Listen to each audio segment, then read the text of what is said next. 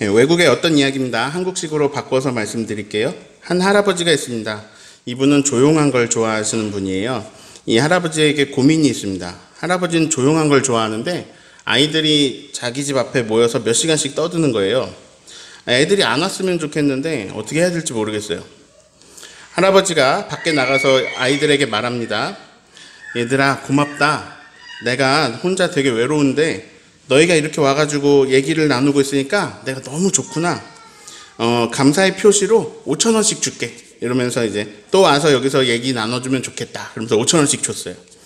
애들이 신이 났습니다. 이제 막 모여가지고 시끄럽게 하면서 노는 것도 자기들은 좋은데 막 용돈까지 받았으니까요. 이 아이들이 꼭 다시 올 거를 약속하고 집으로 돌아갔습니다. 다음 날도 아이들이 막 신나게 떠듭니다. 한참 후에 할아버지가 나와서 말합니다. 고맙다. 오늘도 고맙다. 근데 미안한데 오늘은 돈이 별로 없네. 1,000원만 받아라. 주었습니다. 아이들이 또 신이 났습니다.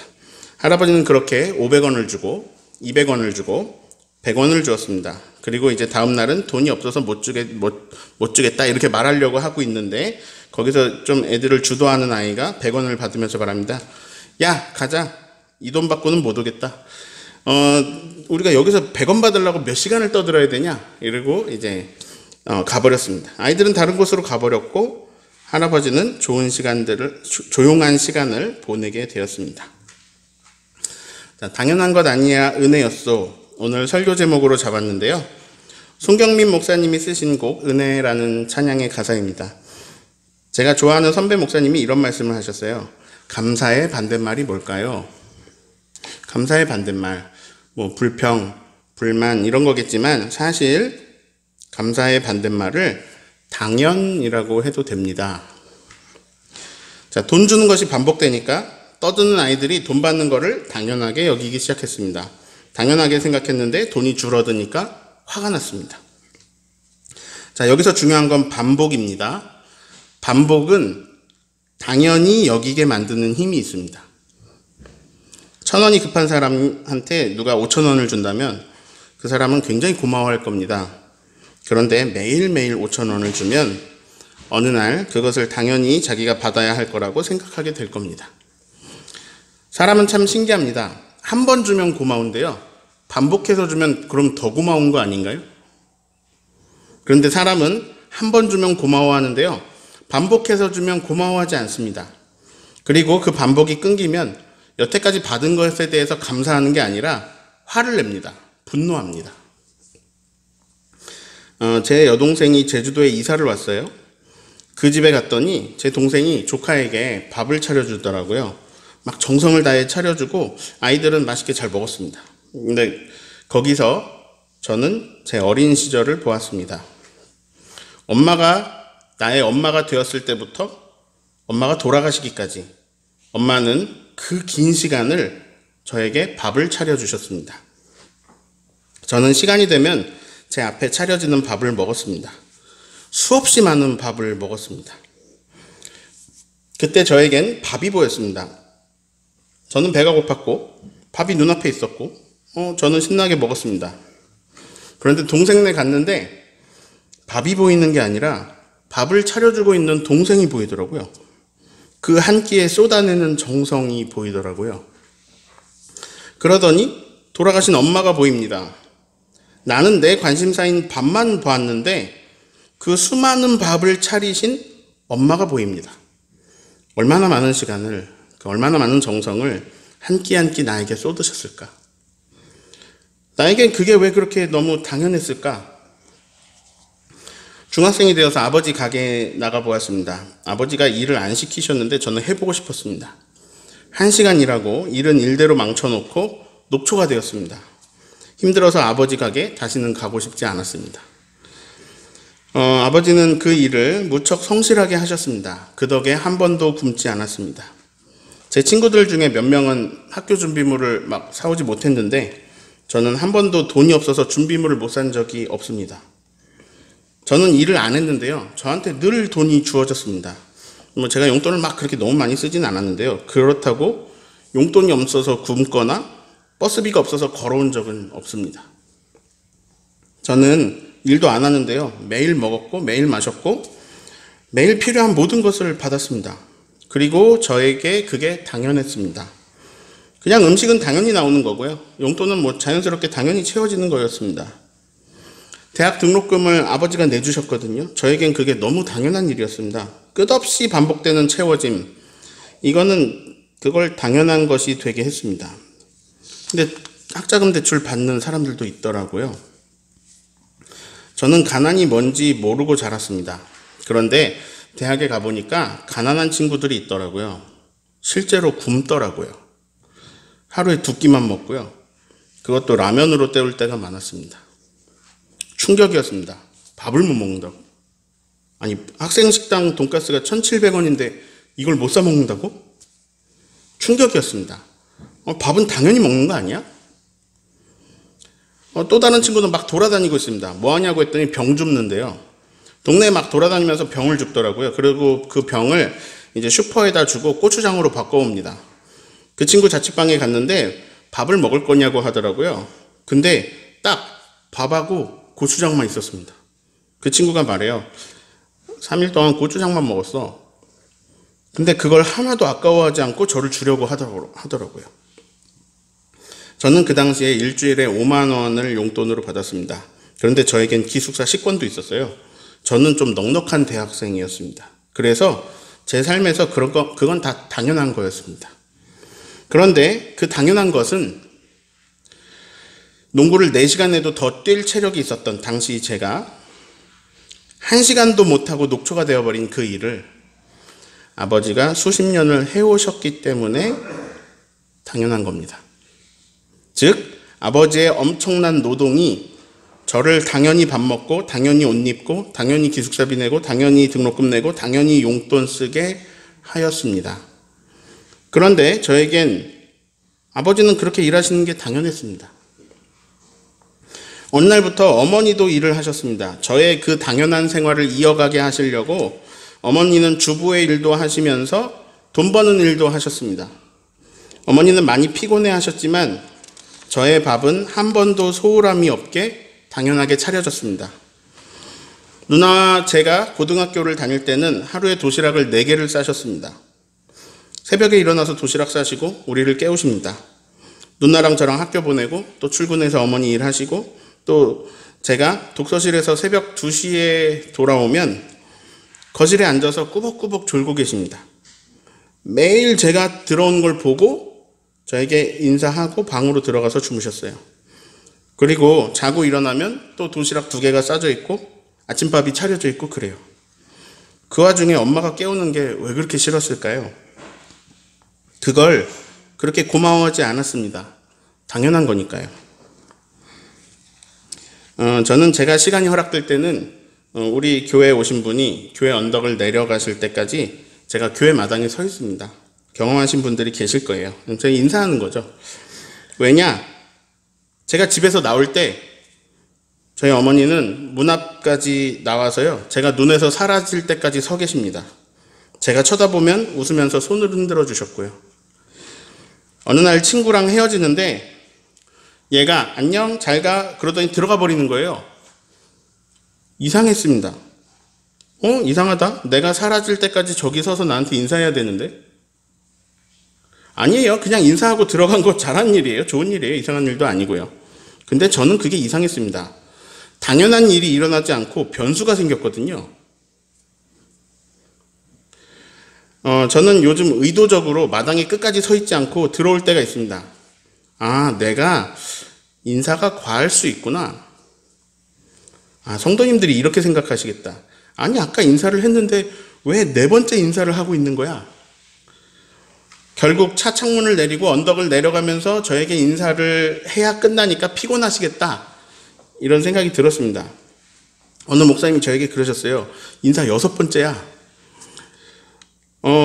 그래도 이제 제가 마당에서 서서 안 들어가고 있으면요. 귀찮아하지 마시고 그냥 이렇게 생각해 주세요. 아이, 저 양반 버릇 또 나왔네. 그냥 저 사람은 저 사람 나름대로 나를 소중히 여기려고 하는구나. 이렇게 생각해 주시고요. 제가 빨리 들어가 버리면 이렇게 생각해 주세요. 아, 내가 신경 쓰고 피곤해 할까봐 목사님이 의도적으로 사라져 주는구나. 이렇게 생각해 주세요. 네. 아무튼 제가 당연히 여긴 것들은요. 모두 당연한 게 아니었습니다. 자, 질문 있습니다. 올해 들어서요, 자발적인 금식 말고 정말 쌀이 없고 음식이 없어서 굶으신 분 계신가요? 한 번이라도 올해 들어서. 없으세요? 저는 이 코로나로 어려운 가운데도 올해 한 번도 뭔가 없어서 굶지 않았습니다. 그래서 저는 또 이걸 당연하게 여기고 있습니다. 그런데 당연히 여기는 게 빼앗아가는 게 있어요. 그게 뭐냐면 바로 행복입니다. 자, 어제 세끼 다 드신 분 중에, 굶지 않으신 분 중에서 세끼를 다 먹을 수 있어서 너무너무 황홀하고 행복했던 분 계세요? 자, 하루 한 끼도 먹기 힘든 아프리카 어느 집에서 어느 날 하루 세 끼를 다 먹은 아이는 너무너무 행복해 할 겁니다. 당연한 게 아니거든요. 그러면 이상한 결론이 나와요. 행복을 느끼기 위해서는 뭔가 부족해야 한다? 뭔가 부족한 상태여서 결핍이 있어가지고 이게 채워져야? 그래야 감동이 있고 행복을 느낀다? 그러면 행복해지려면 궁핍해져야 되는 건가요? 아니면 반대로 우리는요, 또 돈이 많아지면 되게 행복해질 거라고 생각합니다. 그런데 그런 생각을 하는 이유는요, 지금 돈이 부족해서예요.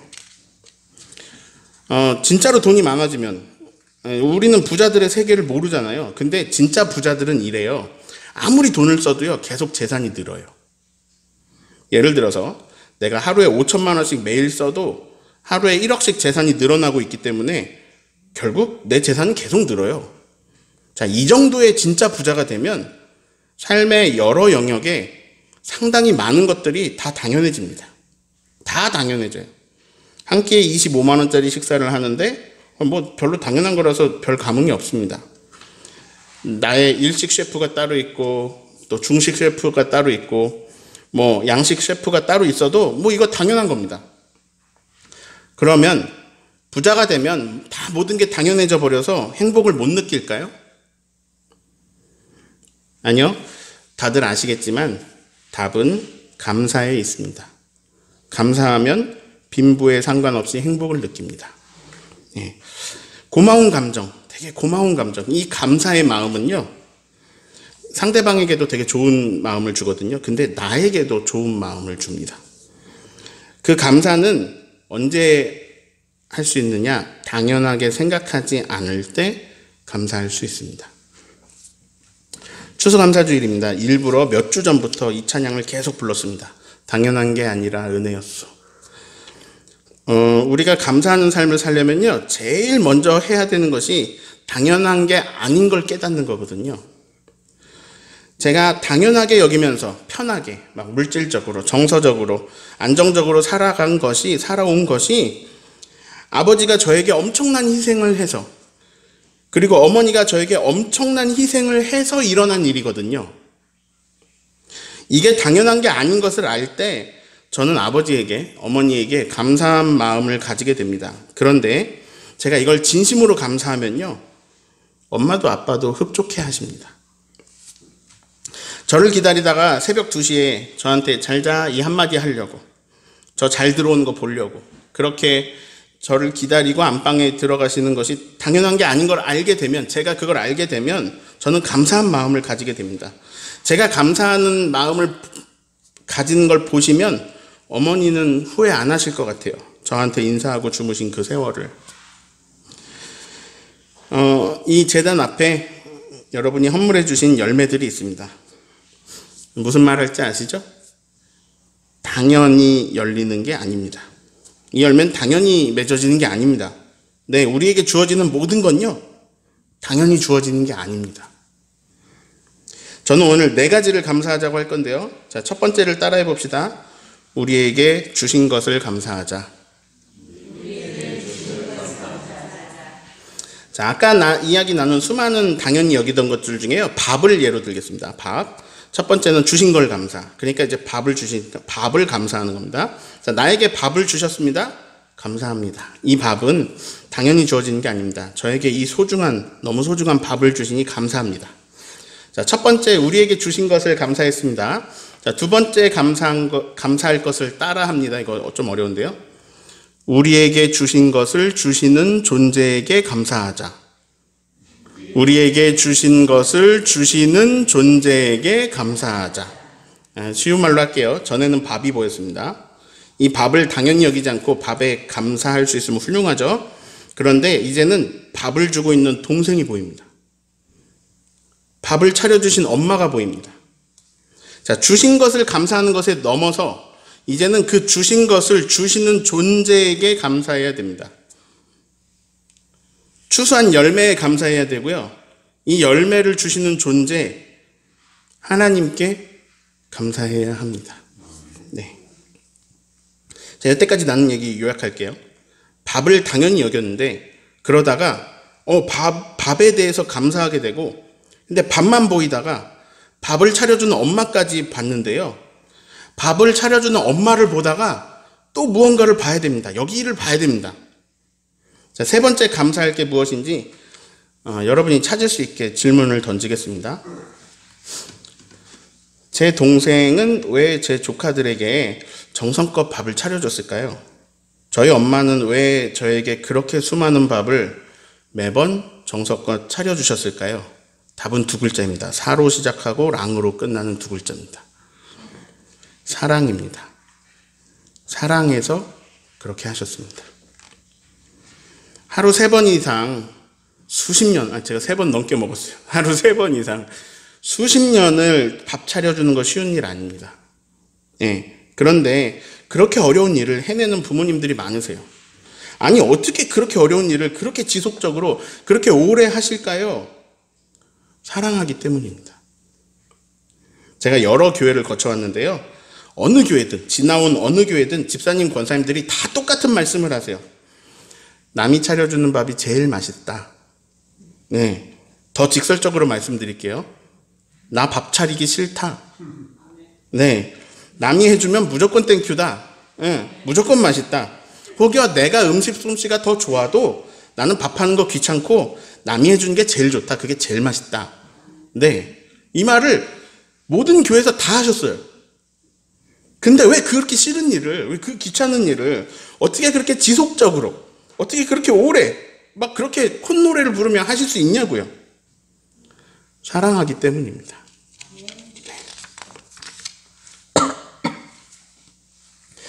애가 고마워하든 말든, 애가 뭐 부모의 수고를 알아주든 말든, 애가 이걸 당연히 여기든 말든, 그거보다 더 중요한 게 있어요. 사랑하는 사람에게는요, 내 자녀가 좋은 음식 맛있게 먹고 그렇게 먹고 건강한 거, 그게 왜 나한테 중요하냐? 사랑하니까요. 네.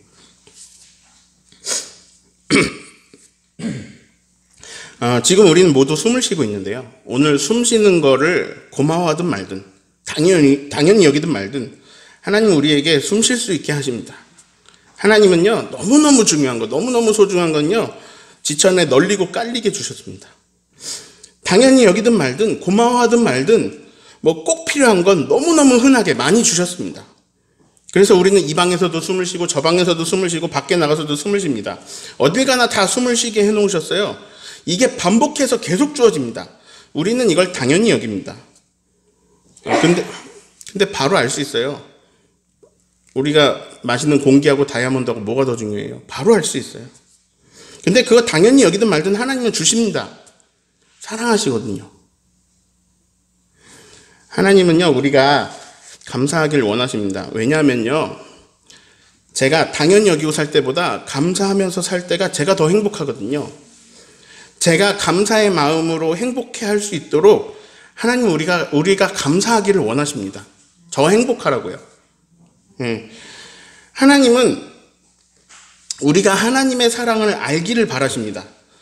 하나님 사랑을 모르는 사람 너무 많아요. 너무 많아요. 그리고 하나님을 믿는 사람들 중에서도, 교회 다니는 사람들 중에서도 하나님의 사랑을 모르는 사람 너무나 많습니다. 그런데 하나님께서 날 얼마나 사랑하시는지 그걸 알기를 바라실 거예요. 왜냐면요, 하나님이 막 생색내려고 하시는 게 아니라 그 하나님의 사랑에 내가 행복해하고, 그 하나님의 사랑에 내가 녹아들고, 하나님의 사랑에 내가 화가 풀리고, 그 하나님의 사랑에 내가 평안하고 막 그러거든요.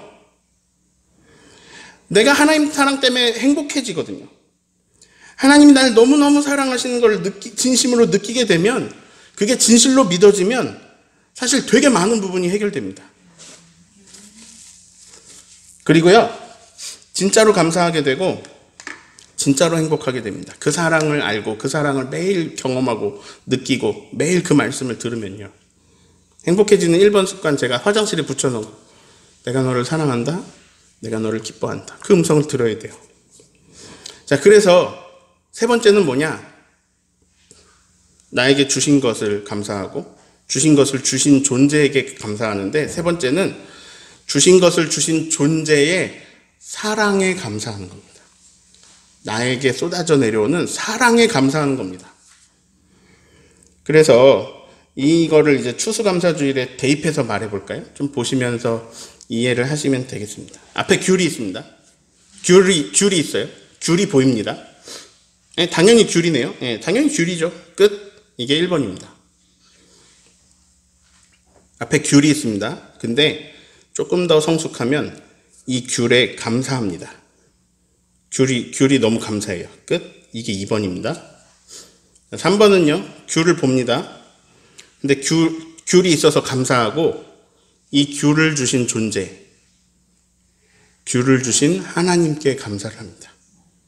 네. 그리고 4번은요, 귤을 봤어요. 귤이 당연한 게 아니라 귤이 있어서 감사하고, 귤을 주신 존재 하나님께 감사하고, 그 안에 담긴 하나님의 사랑에 감사합니다. 자, 그래서요, 귤을 보고요, 하나님 사랑을 느끼는 거예요. 이게 1번으로 사는 사람도 있고요, 4번으로 사는 사람이 있습니다. 단언컨대 4번으로 사는 사람이 행복합니다. 네. 제가 성경 공부를 하고 있는데요, 4년째 하는 분들에게는 제가 굉장히 어려운 말을 했어요. 만물에서 하나님을 보세요. 모든 곳에서 하나님을 보세요. 지금 여기서 하나님을 보세요. 느끼세요. 모든 현상에서 하나님의 사랑을 보세요. 하나님의 사랑을 느끼세요. 너무 뜬금없는 얘기예요. 아니, 뭘 귤을 보는데 하나님 사랑이 느낍니까? 하나님 사랑이 귤을 보는데 하나님 사랑이 왜 보입니까? 그냥 귤이 보이죠. 그렇죠? 귤을 보는데 왜 하나님 사랑이 보여요? 근데 귤에서 하나님 사랑이 보일 수 있습니다. 다시 해볼까요? 자, 제가 밥에서 엄마의 사랑을 볼 수 있나요? 여러분, 밥에서 엄마의 사랑을 밥이 보여야죠. 왜? 밥에서 엄마의 사랑이 왜 보입니까? 볼 수 있나요? 네. 귤에서 하나님의 사랑을 볼 수 있나요? 네. 귤에 감사하고, 귤을 주신 분에게 감사하고, 귤을 주신 분의 사랑에 감사하면요, 귤에서 하나님의 사랑을 볼 수 있습니다. 그래서 나에게 주어지는 모든 것에서 하나님의 사랑을 볼 수 있습니다.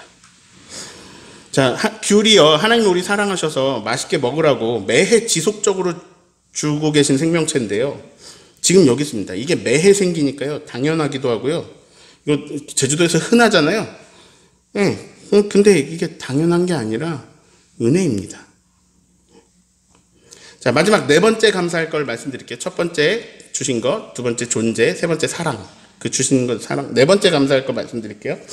자, 우리가 숨쉬는 걸 감사하고요, 숨쉬게 하는 존재에게 감사하고, 숨쉬게 하시는 존재의 사랑에 감사하자라고 했습니다. 그럼 숨을 안 쉬면요? 숨을 안 쉬면 죽는 건데요. 그래서 목에 숨이 끊어진 것을 목숨이 끊어졌다라고 말합니다. 죽었다는 거죠. 우린 지금 안 죽었고요, 숨을 쉬고 있습니다. 숨 쉬는 걸 되게 당연히 여기면서요. 근데 이게 숨 쉬는 게 이게 반복되고 영원히 지속되면 어떻게 될까요? 숨 쉬는 게 영원히 지속돼요. 안 죽어요. 그러면 더 당연히 여깁니다. 네. 당연히 여기면 감사하지 못하고요, 감사하지 않으면 행복하지 않고요, 그러면 영원히 사는데요, 영원히 당연히 여기면요, 영원히 살아도 영원히 행복하지 못합니다. 하나님을 모르면요. 사람이 언제 감사하느냐? 당연한 것이 당연해지지 않을 때, 당연한 것을 잃어버릴 때. 숨 쉬는 게 당연한 우리들은 언제 감사하느냐?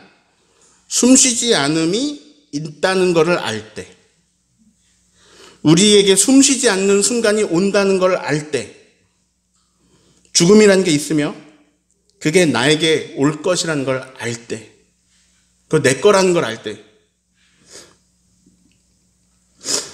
그때 숨 쉬는 것이 기쁘고 감사하고 막 이 숨만 쉬어도 행복하고 지금 내가 숨 쉬고 있는 것이 기쁘고 숨만 쉬어도 나에게 이 한 번의 숨을 주시는 이 들숨과 날숨을 주시는 분에게 감사하고 나에게 이 한 번의 숨을 주시는 분의 사랑을 느끼고 그렇게 됩니다. 그런데 그래서요, 숨을 쉬면서 그분의 사랑을 느끼면요, 숨을 쉬는데 행복해요. 근데 그게 언제냐? 숨 쉬지 않음이 있다는 것을 알 때.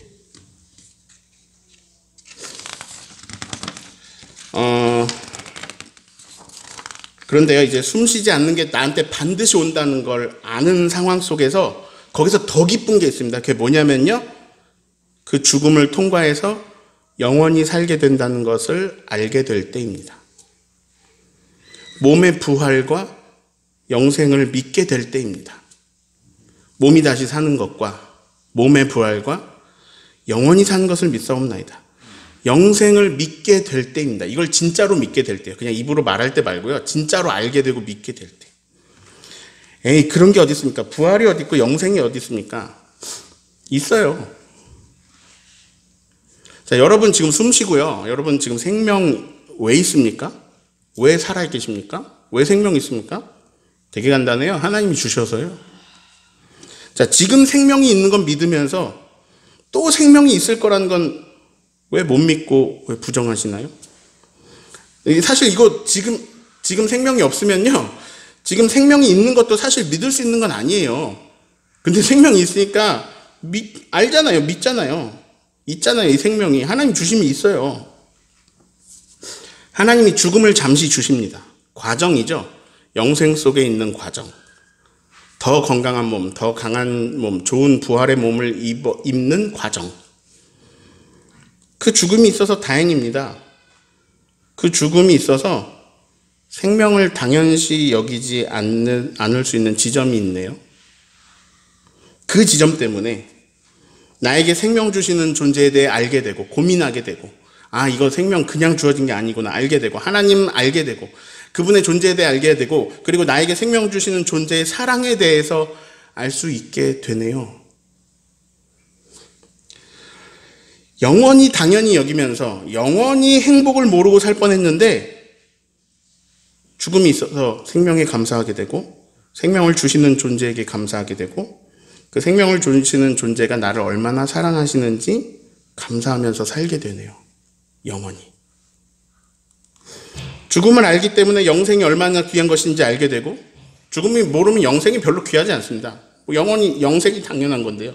근데 영생은 엄청나게 고귀한 것이고 그 가장 소중한 영생을 주시네요.